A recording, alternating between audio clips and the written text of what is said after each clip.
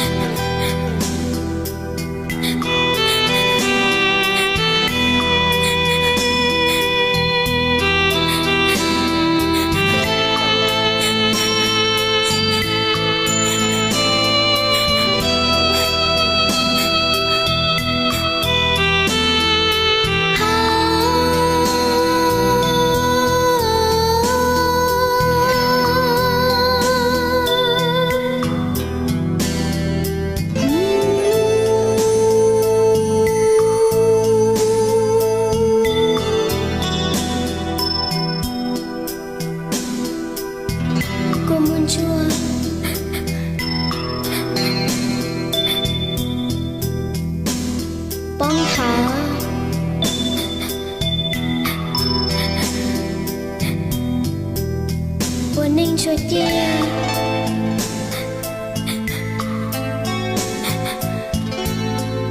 đâu lo nhỏ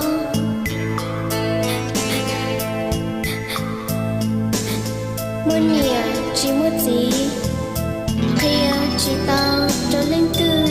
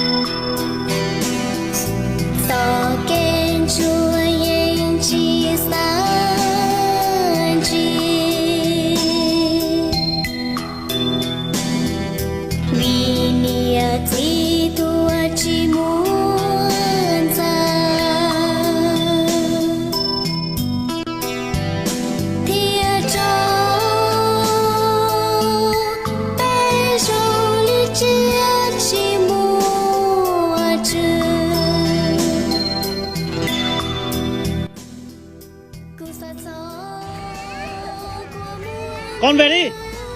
Kệ mẹ nó. Tìm mẹ luôn không? Luôn. Rồi. Đi mua. Rồi, ê, con chú con nào tôi bảo mong có.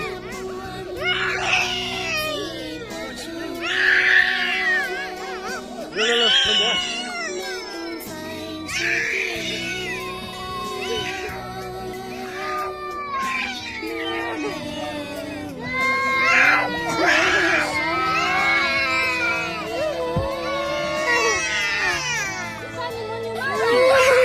Cút đi.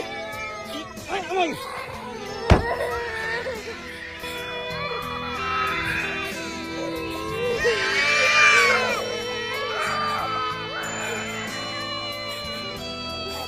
Rồi. Xong rồi.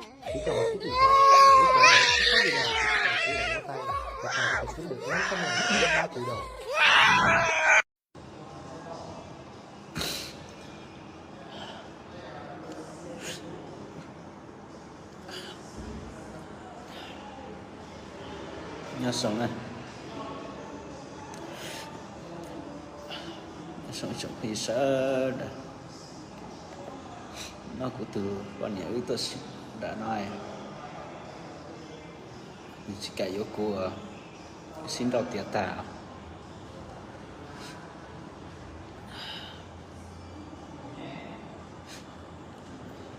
để sự chỉ của người ta của lúc cho lúc chỉ người ta lời mời chỉ có ý giả đắt chỉ của tôi sẽ tao cũng này là nó chơi chơi với tên mình nhiều chuyện đó lúc anh nhỉ chuyện đó lúc mất gì hú